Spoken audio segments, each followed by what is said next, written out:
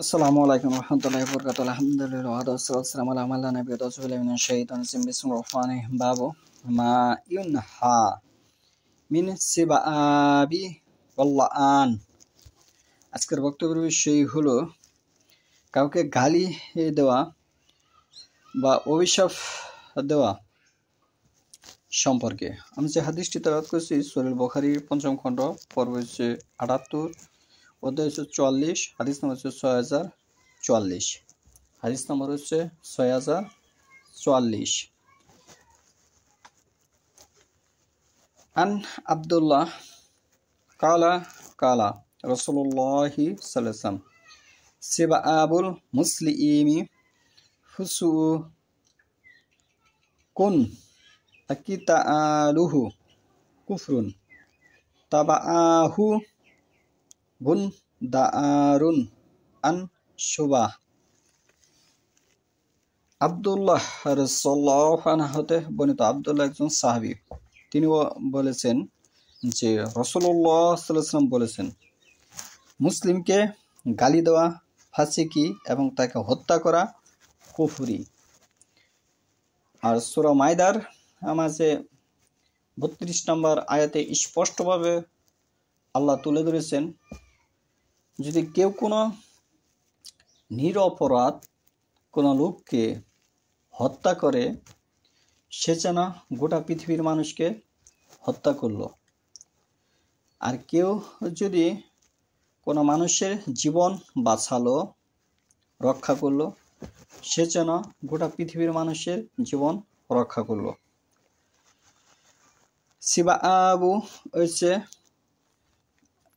গালি দেওয়া, সিবাবু গালি দেওয়া, এটি আরবি শব্দ, যেটি বাংলা অর্থ হচ্ছে গালি দেওয়া।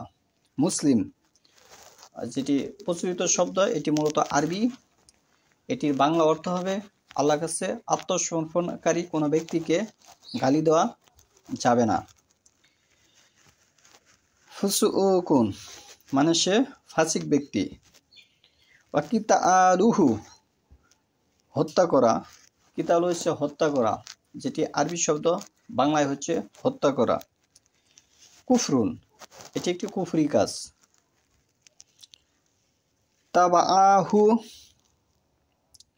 গুন দারুন আন শুবাহ। শুবাহ রহমতুল্লাহ সূত্রে গুন দারু এরকম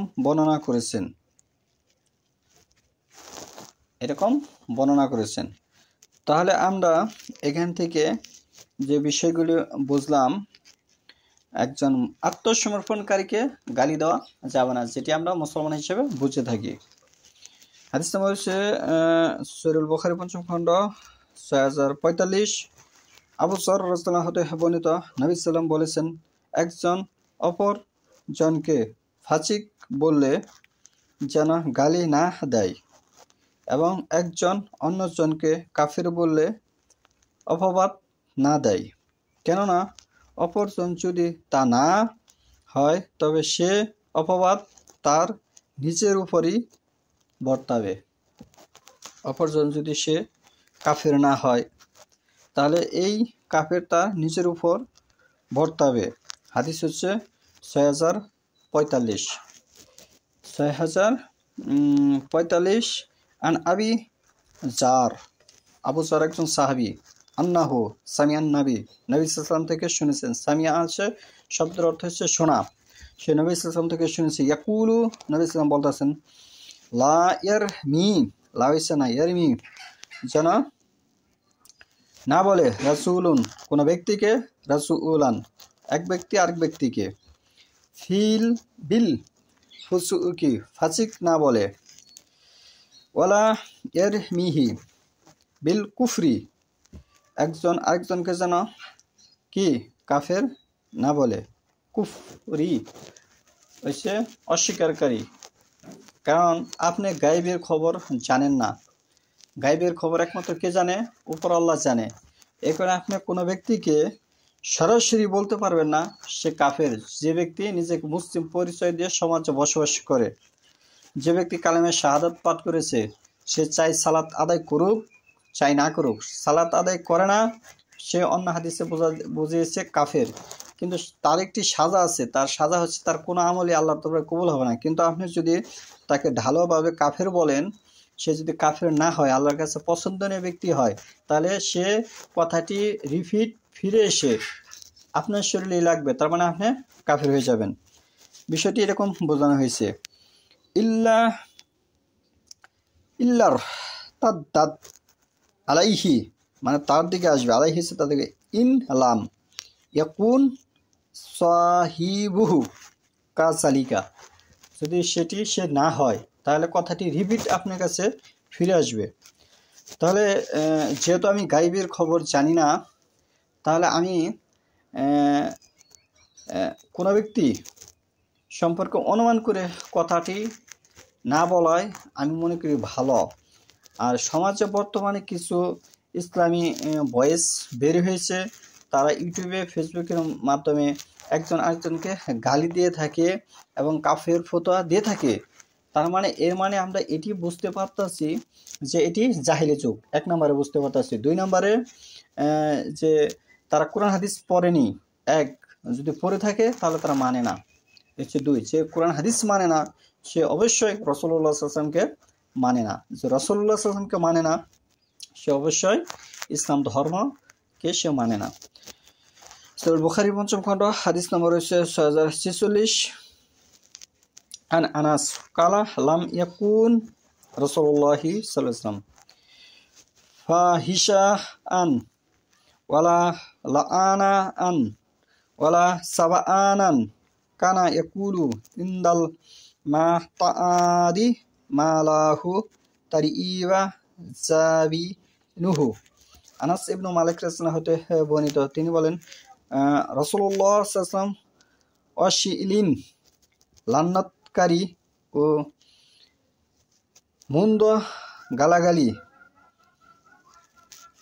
কারী ছিলেন না।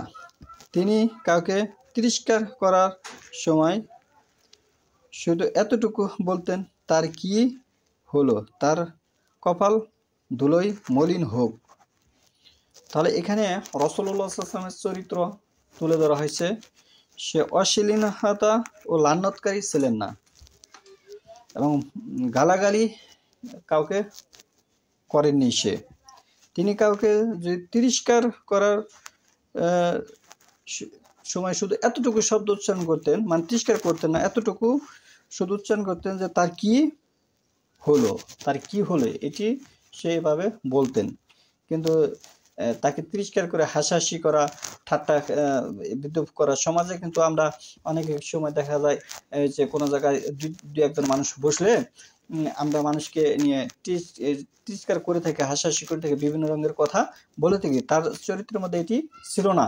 তার মানে ইসলামে তিরস্কার সমর্থন করে না, তিরস্কার করা কি করে না, সমর্থন করে না। তাহলে আমরা ইসলাম সম্পর্কে আগে পরিপূর্ণ জ্ঞান অর্জন করতে হবে যদি আমি ভালো মুসিবত থেকে বাঁচতে চাই। যেমন ইবনে মাজাহ একটি হাদিসে এসেছে যে তলাবুল ইলমু ফারিজাতু আলা কুল্লি মুসলিম, প্রত্যেক মুসলমানের উপর জ্ঞান অর্জন করা ফরজ। তাহলে আমরা এই ফরজ কাজটি আগে করার চেষ্টা করব।